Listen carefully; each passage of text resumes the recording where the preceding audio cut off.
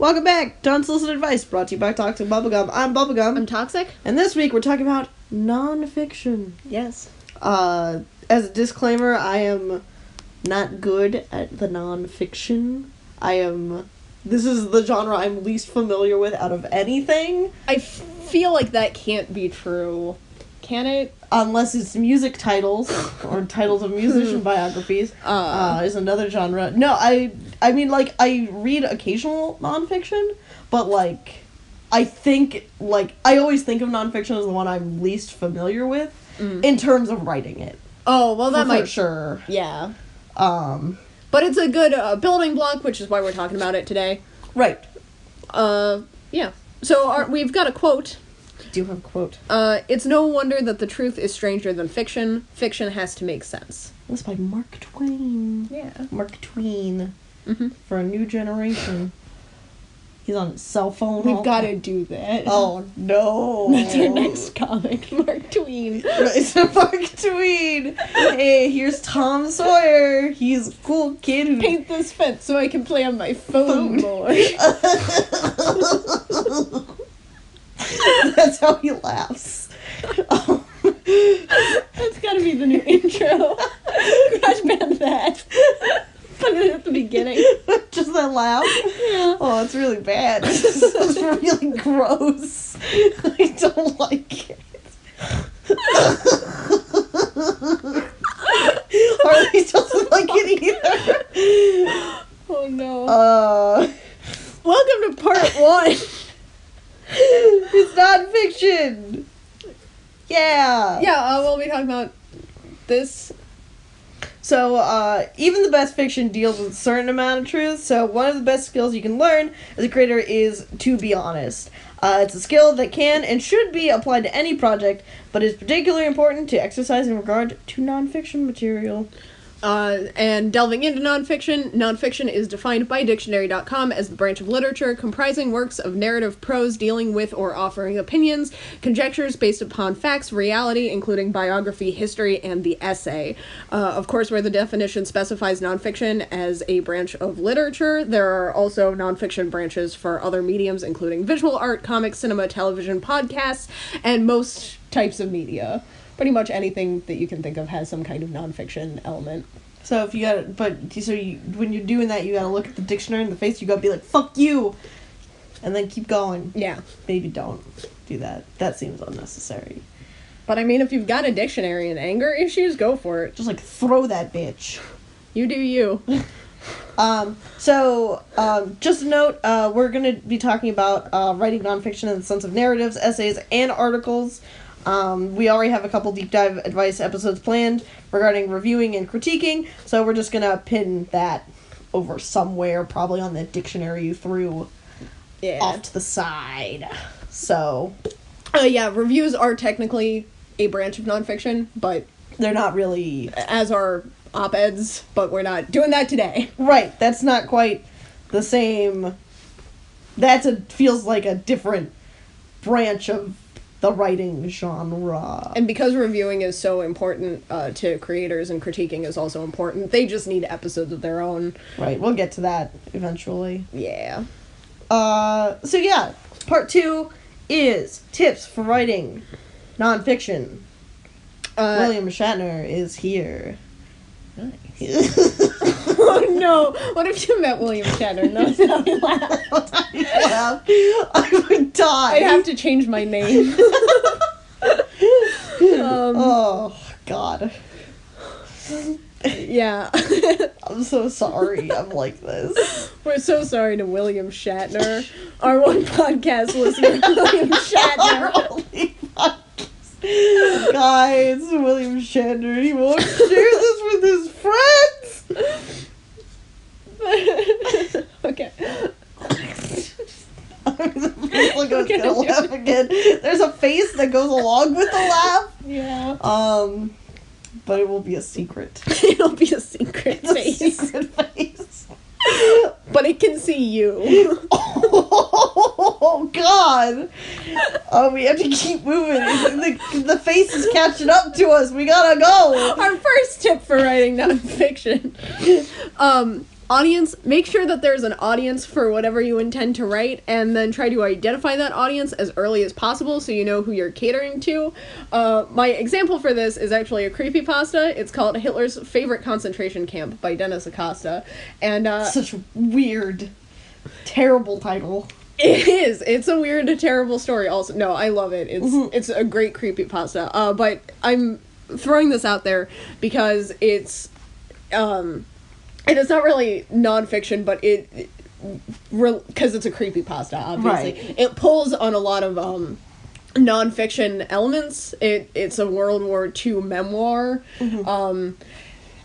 And it was not the first creepypasta to do a World War II thing. It's a very niche market, but we have things like Gotterdammerung, where people are like, I need more of that Slender Man World War II fiction, and they're like, how about this?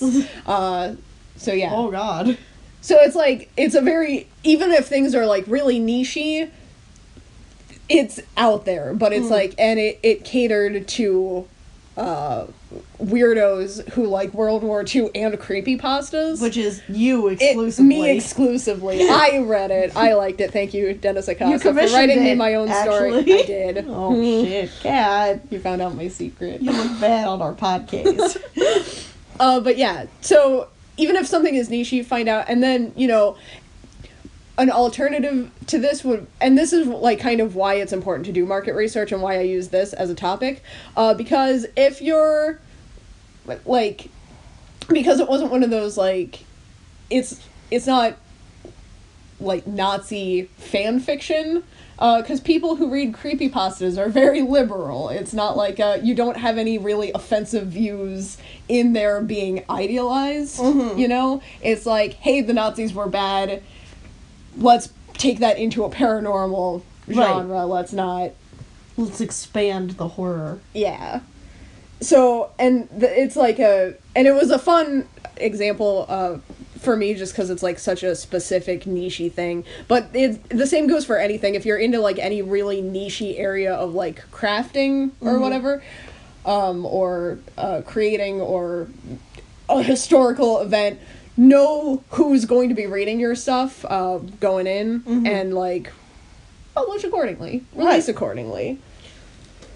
It's important. Yeah, you want to make sure you actually get to the audience that's gonna read your stuff. Don't say fuck a lot if you're gonna like be sending stuff to your grandma.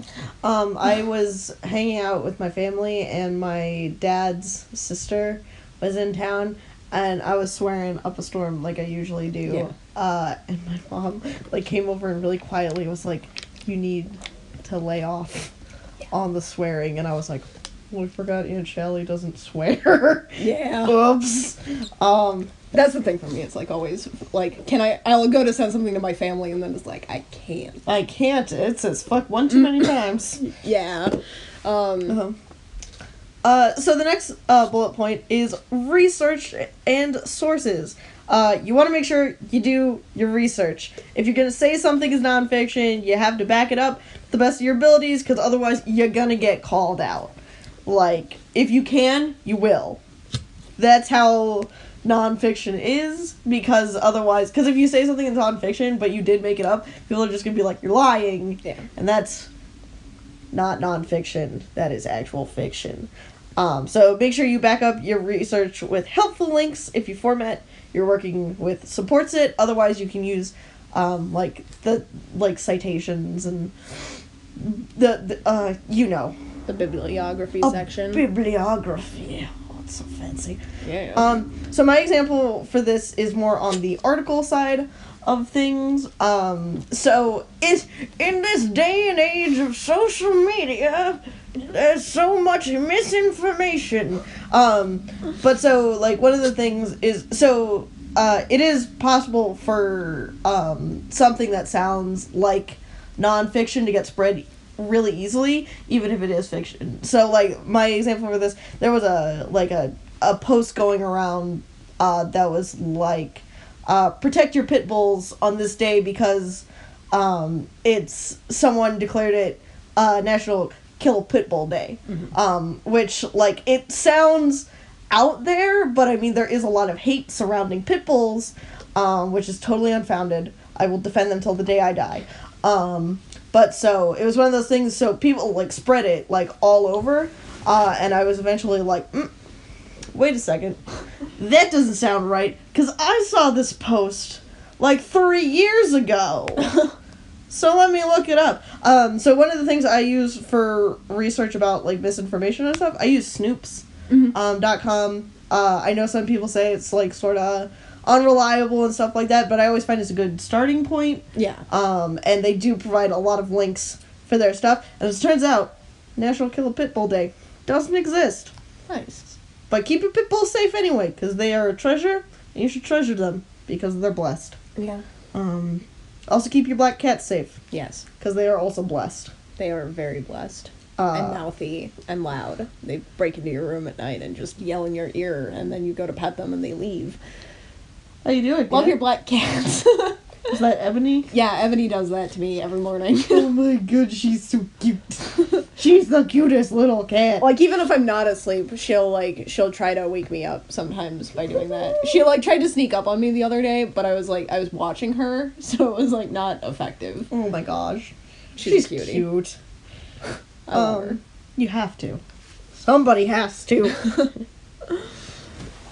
Quotes and citation. We love quotes on this show and on our blog and social media. Quotes are great. They can be a great way to introduce a topic in nonfiction to bring a little bit of flavor into your piece, but make sure that you verify those quotes and cite them properly. And yeah. My thing for this is Goodreads, and Goodreads is not... This is one of those, like, you do have to verify stuff on Goodreads because it's a user-based community, you know, and they get stuff wrong. We all get stuff wrong sometimes. Right. But it's got a quote section for literature, and it's, like, a good starting point. I get a lot of our quotes from Goodreads. I got today's quote from Goodreads. Ooh, from Mark Tween. Mark Tween. So good. That explains why the page made that noise when I clicked on it. Oh no, it was an audio quote! Yeah, that was the whole quote. And I had to verify. I was very confused. I transcribed it as the thing you heard in the beginning, but it was like a guess. No. Anyway, Goodreads has a lot of really good quotes. One of the reasons why I wanted to bring that up is because it is important to verify your quotes. Last year we did a self-motivation thing where I talked about eating the frog, which I almost use it as the quote for the beginning because it's like a very famous quote that was also attributed to Mark Twain on Goodreads, and then I verified it, and no one knows where the fuck the original quote came from. It's just widely attribited to Mark Twain, which is why... I mean, it sounds like something he would say. Especially... but it wasn't, like, written, like, it wasn't... No one can trace it back to him in anything other than theory. Which I talked about on that episode too, but it's just, it's important to, like, back stuff up, but there are a lot of good, because people like quotes, and it's why you should use them, and it's also, if you want to use them, there are good databases for it. IMDb is also great for movie quotes, but, like, if you want to do graphic novels or books or anything, and those are easy to verify also, which is another convenient thing about Goodreads. Right, is you can conveniently just boop. Yeah. Bam, there it is. That's good. You ready? So the next one we have is, right here, honesty. So we mentioned before, it's important to be honest with your storytelling, especially in nonfiction, especially things like personal essays. It's tempting to paint a more idealistic version of yourself, but the more honest you can be, the more likely your piece is to resonate. And my example for this is, here we go, I'm talking about it again, it's Fun Home. Nice. So Fun Home is, you know, an autobiography that sort of, it's called a family tragicomic. So it's the Alison Bechdel paints a very clear picture of just how dysfunctional her family was. Like there are several times she talks about wishing things were different and that they were a more normal family. But she's really honest with the way, like, she portrays the relationship with her mother and with her father, and the relationship between the two of them, and sort of how everything unraveled within the family, which makes it, I think, a lot more of an interesting read, because nobody's perfect, and especially, like, we tend to try to make ourselves look better, when we're, saying things about ourselves. Like, I always try to make myself, I hate to, like, toot my own horn. I feel really bad about it whenever I was, like, I did this pretty good thing. I don't want to be like, I don't think it was cool, though. Like, I think it was fine. But, so, if you're just straight up honest about it, whether that's, in how you're feeling about something, or just what happened, it's gonna make for a lot more of a dynamic piece than it would if everything's fine. He was a cool dude, but, like, not out there, like, that's boring. And it's, give some spice. It's something I'm glad, I read Fun Home yesterday, because I knew that we were going to be doing this podcast today, and I knew that you were going to be talking about it. Yeah. So I found the time to read it before we did this, and it was it's one thing that I do really appreciate. It's a risk being that honest in nonfiction, and there were points where it was like I really didn't like Alison Bechdel writing it. Yeah, but like. When you're done, you have to respect that level of honesty, and it made it feel very genuine. It was one of the aspects that I actually liked best about Fun Home. It's one of those things, it was sort of a weird, I read there's a sequel to it, that's the story about her mother, called Are You My Mother?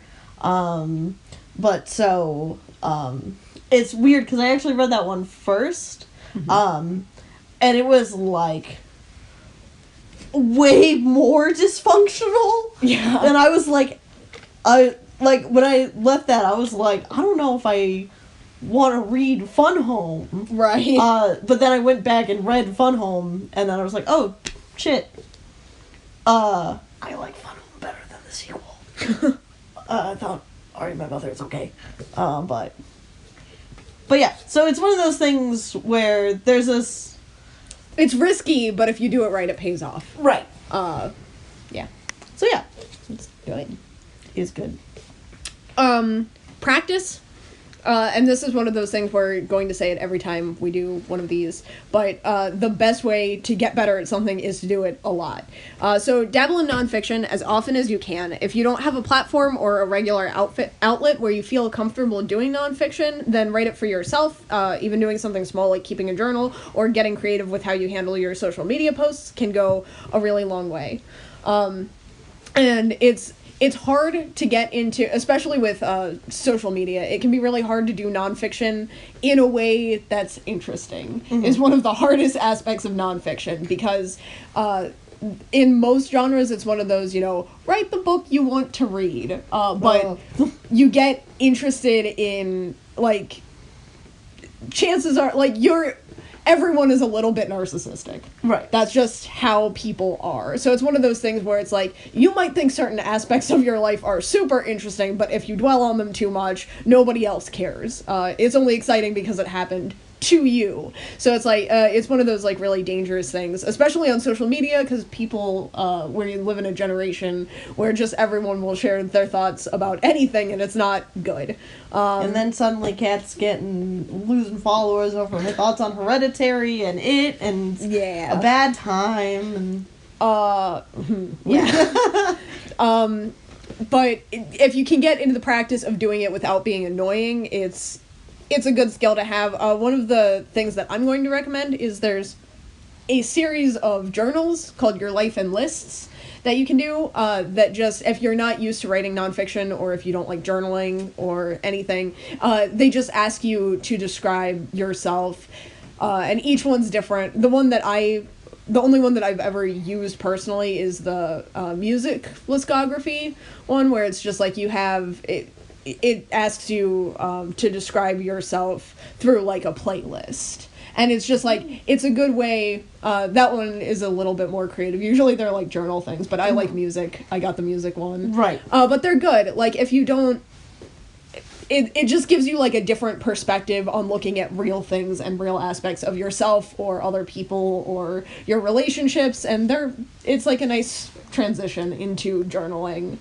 It's like a nice fun adventure sort of thing going on. And then like doing that, or if you already have a personal blog, blogs are good, because you can get a little bit more ranty with them, and sometimes it's good to let that out anyway. It's like a nice catharsis, but you can look back and kind of identify your patterns on how you tell stories, and it's just good. It's a fun time. So the next point we have on this is exposure. We say this all the time, and we're gonna say it again. If you want to be good at a thing, you need to maximize your exposure to the thing in a way that isn't completely draining for you as a person. So I actually have 2 examples. I have a second example. Nice. After this one.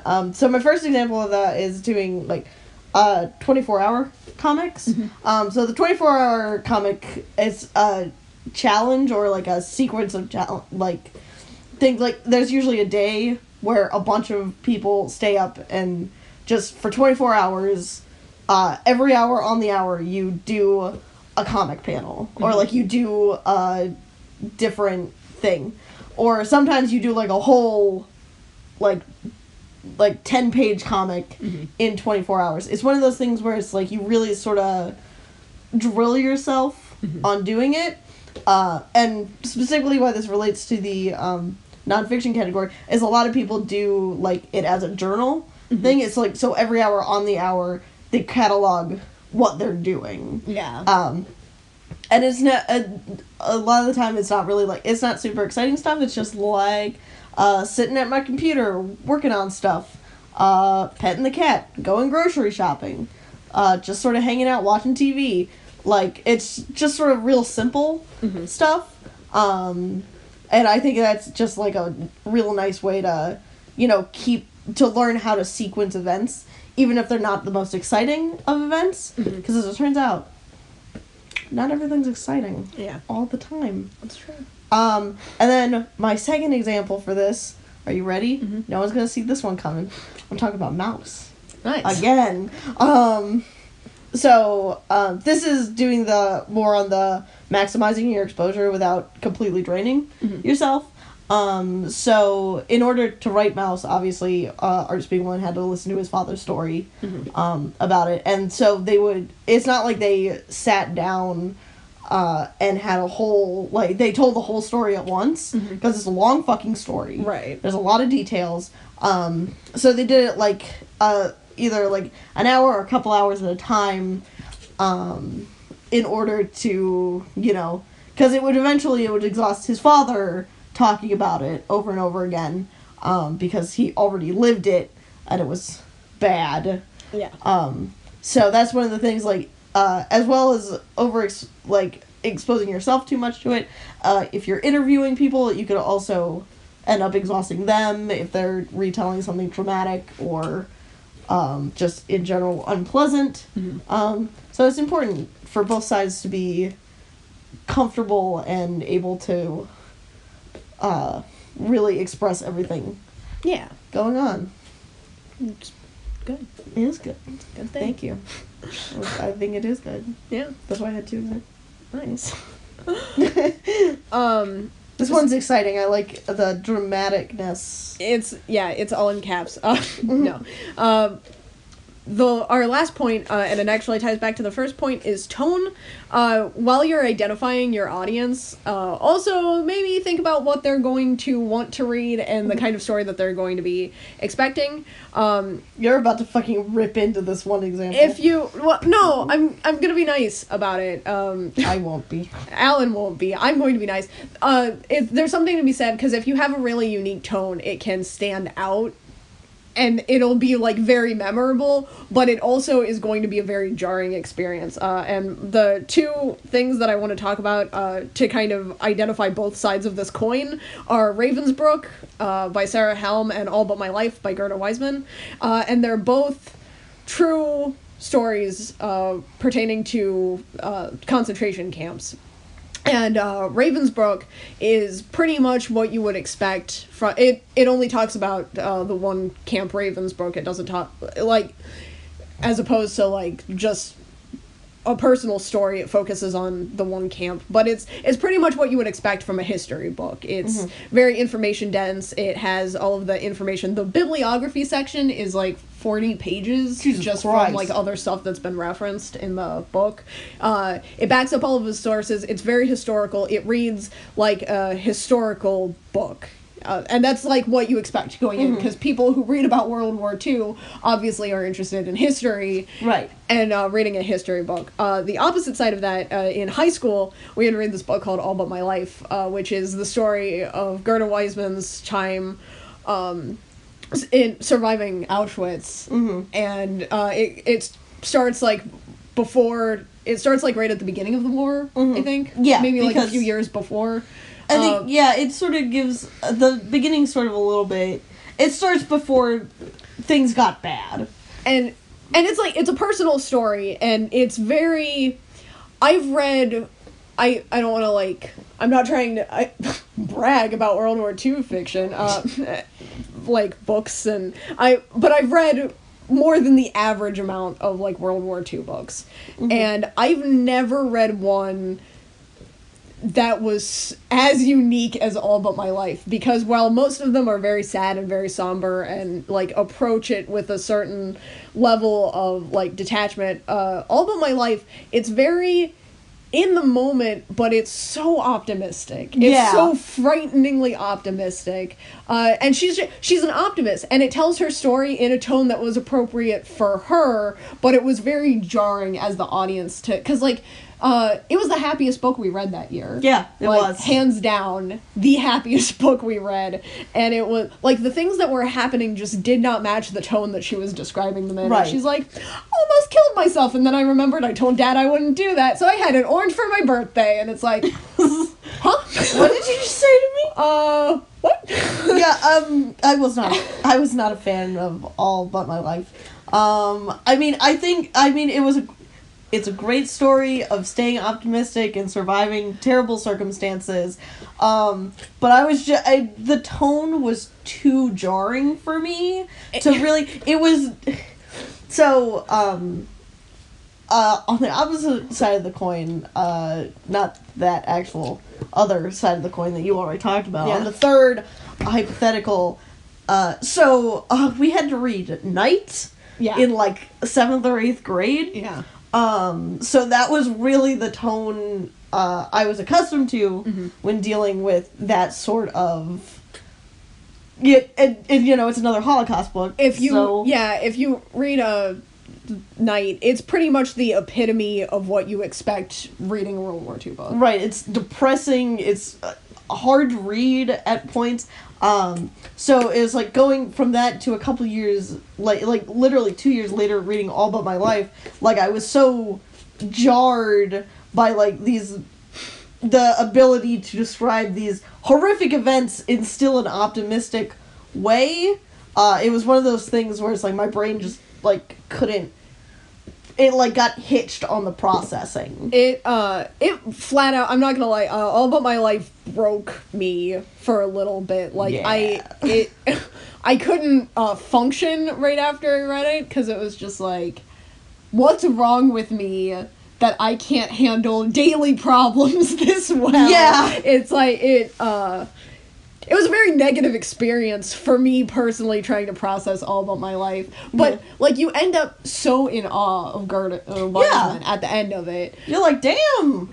And, how'd you do that? I still think about it today. Like, it's one of the most memorable Holocaust books that I've read. Fiction, nonfiction, zombies, like, it seriously might be the most memorable one. I think about it whenever I read a World War II book, still, and to this day. Whenever I see an orange. In all seriousness, when I eat anything that has, like, berries and cream, I think about All About My Life. Because that was the thing, is, like, she bet her friend, like, berries and cream, that the war would be over within the year, and, like, she keeps being so wrong and then keeps saying it anyway. Oh, God. And it was like, And it would be heartbreaking, except for she's so happy when she writes about it. It's a weird book. It's a very strange, weird experience. Disconnect. Yeah.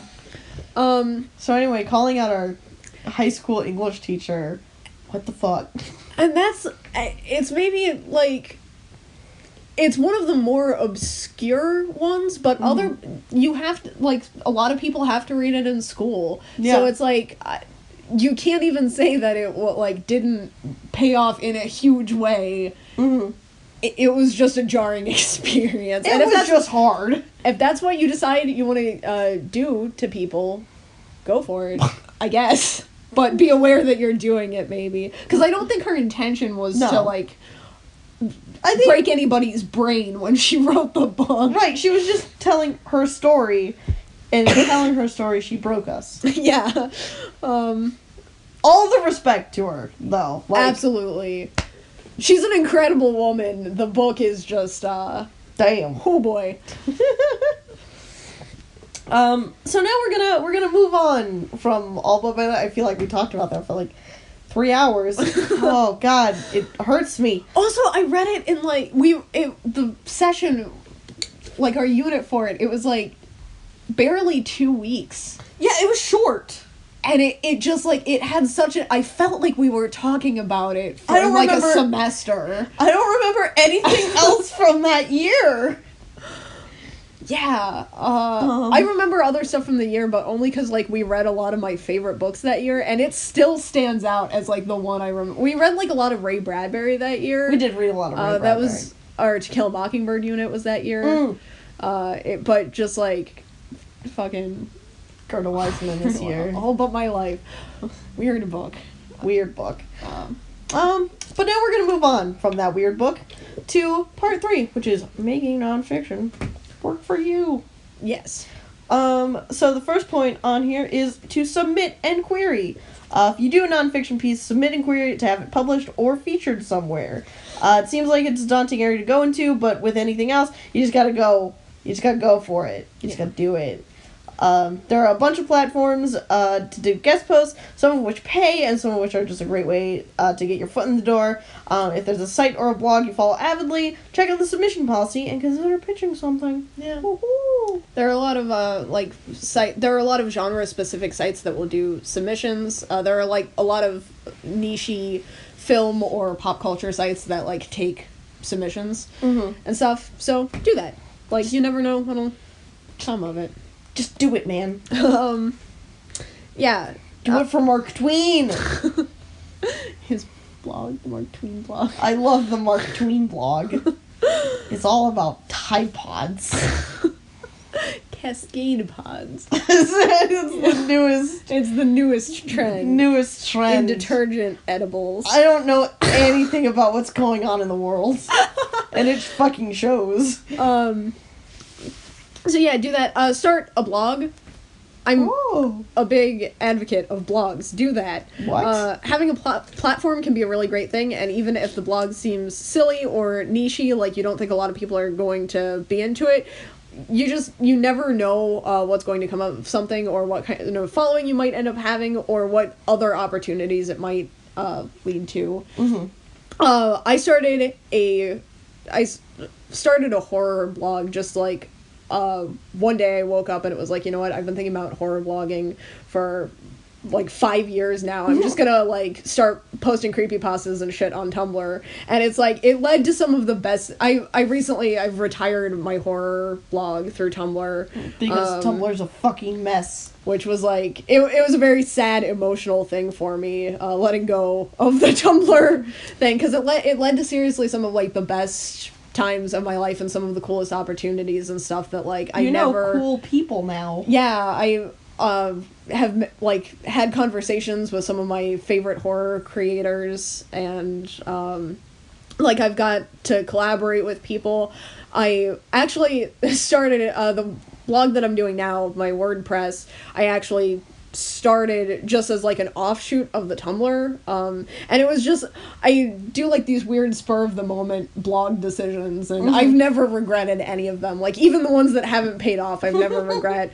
And I've switched over full time from the Tumblr to the WordPress now, but I started the WordPress just because I was like, I was on Twitter one day and it was just like, are there any indie horror bloggers that like want to do an interview for my new horror project? You'll get a free comic. And I was like, fuck yeah. And then it was like, Tumblr wasn't the best platform for interviews, so I was like, switch it over to WordPress, I guess. And I did it like that day, and I did the interview the next day, and it was just like, and I got like a free comic, and embarrassed myself. Whoops. Because I didn't realize who I was interviewing until after, and it was like, wait a minute, and I know you. Huh?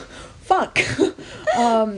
But yeah, it's like, you never know. And then like, it's even if you just do, because creators are cool and fans are cool, you can find like a lot of internet communities that are just great.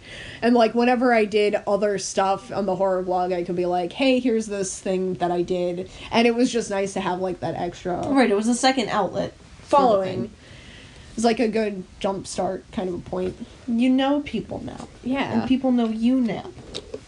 And people know how much you hate it. Yeah. I do lose more followers than any small-time blogger could dream of losing. You have such controversial opinions, Kat. Yeah, I do, and I can't keep them to myself. But I recently lost a job opportunity because I didn't like Hereditary. Listen, it was bad. The first hour and a half was fine, and then they fucked it up. But it deserves it. It does. And it didn't win Best Horror Movie, so... That's, which I like. It actually did win at the Chainsaw Awards, which I was upset about, but I'll let that one go. Anyway, you never know what kind of, like, platform you're going to develop or how much people might end up supporting you. It's just like, it's a good thing. So if you're going to be if you're passionate about something that you're going to be talking about it all the time anyway, like seriously consider turning it into a blog or a page or something, because you never know what could happen. So our last bullet point we've got on here is to use social media for good, not evil, or both, good and evil. What? If you want. Oh. Rude. You interrupted me. I'm so sorry. How dare you interrupt me while I'm gonna take these notes that you so graciously wrote out for me while I was at work. So, follow creators, sites, platforms that will, one, give you nonfiction content you're interested, even if it's just small articles or lists that you can read every day, and two, post opportunities. You want to make connections however you can and set up an environment where you are more likely to stumble into something awesome. If you like to keep your personal life and your work life separate, this is a great tip presenting up for you to follow on a work account. So I personally do like to keep my work life and my personal life separate. I don't really hide it that much. Like, you can figure out who I am pretty easily. If you, like, hover over his name, this is a true story. This is 100% true story. If you hover over Alan's work Twitter, there's, like, a little pop-up that says, I'm gay. Move, I'm gay. But so, I've become a Sonic Fox myself.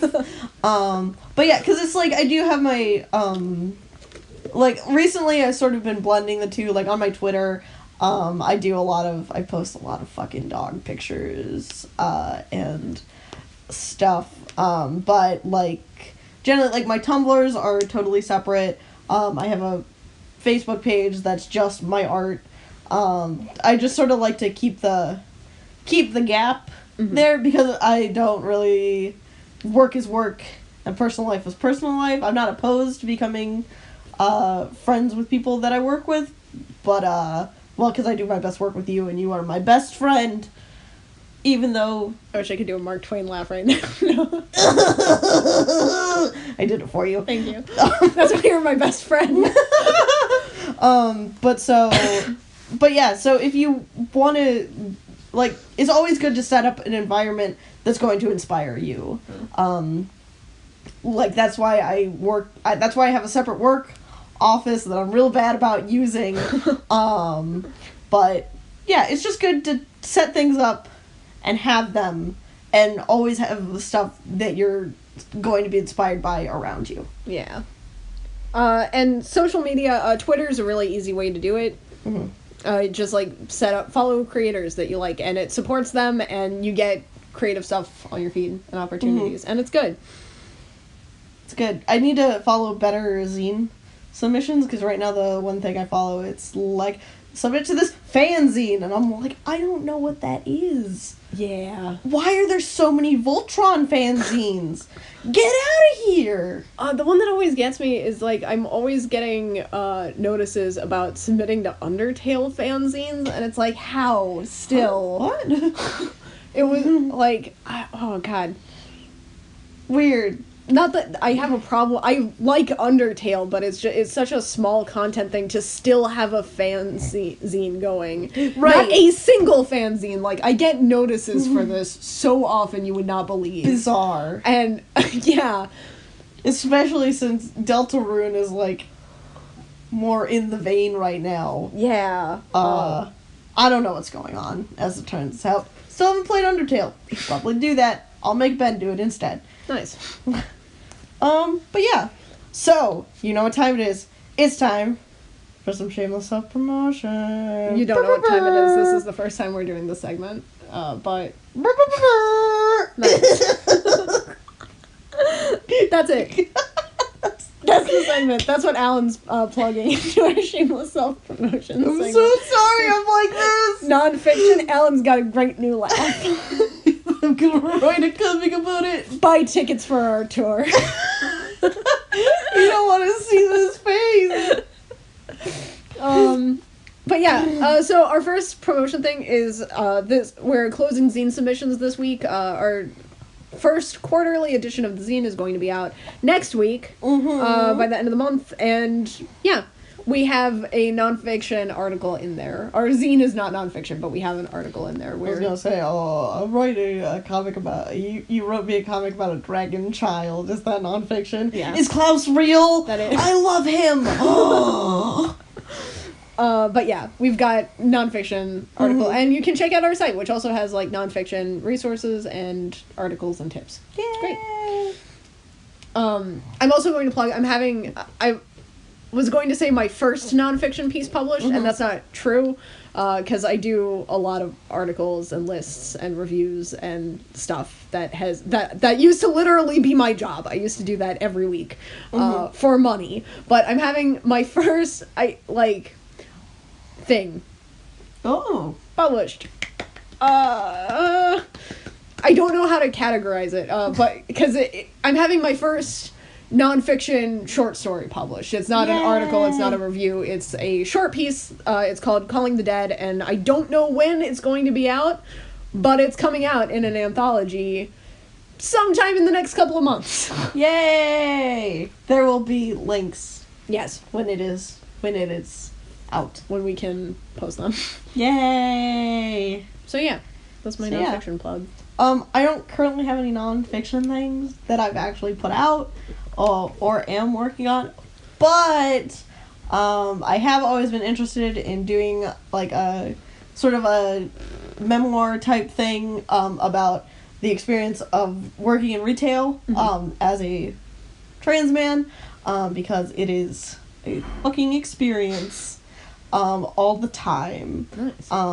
So if anybody's interested in that, let me know in the comments below, because I can maybe work on something like that. Yeah. Because, oh boy, Panera bread. Ooh. What a fucking time I had a Panera bread.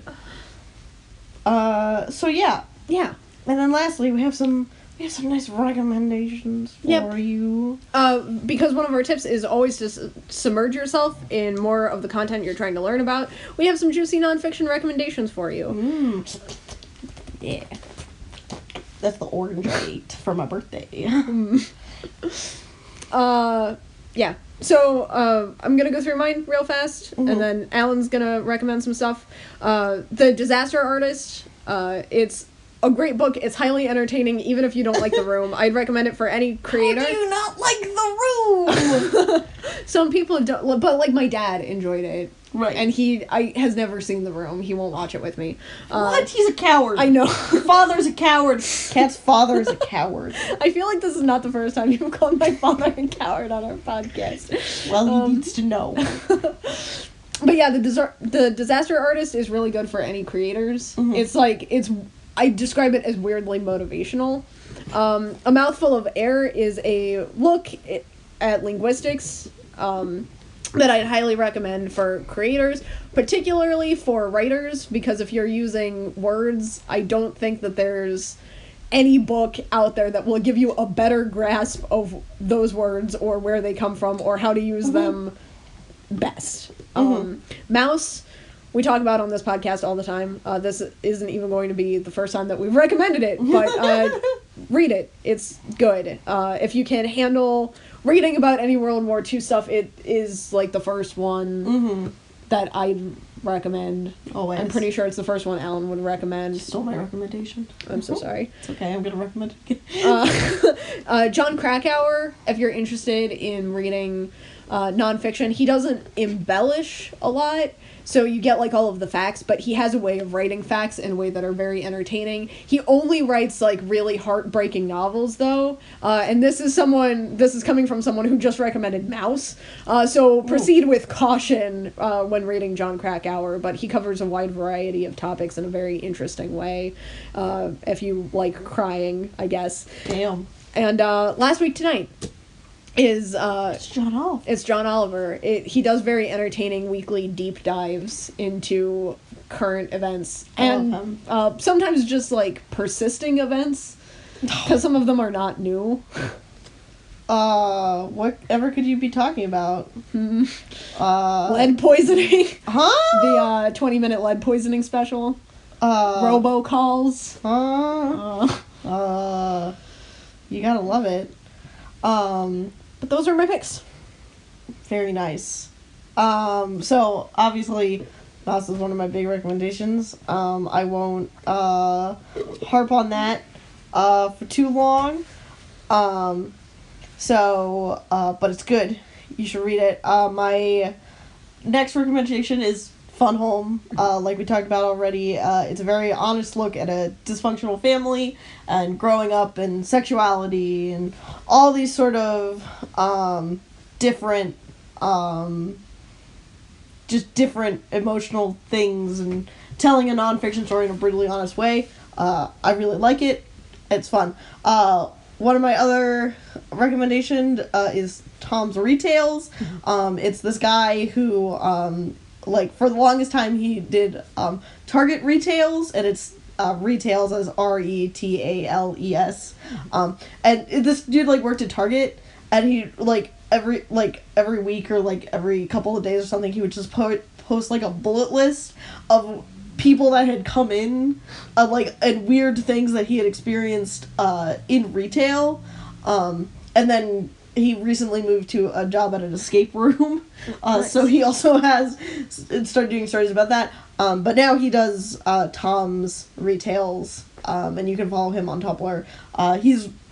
It's really fun because it's just these little tidbits of life that are just they brighten your day, because usually they're very out there and obscure, and I love it. Nice. It's really great. But yeah, that's all I got. Oh, nice. That's my recommendations. All right. So yeah, I think that's it. I think we're done. Yeah. If you want to read any musician biographies, you can check out the last episode of Unsolicited Shenanigans, and you can listen to the names of a bunch of musicians that I don't know anything about. And if you want a personal recommendation about a band book, seriously, you guys should read Tales from Beneath Your Mom.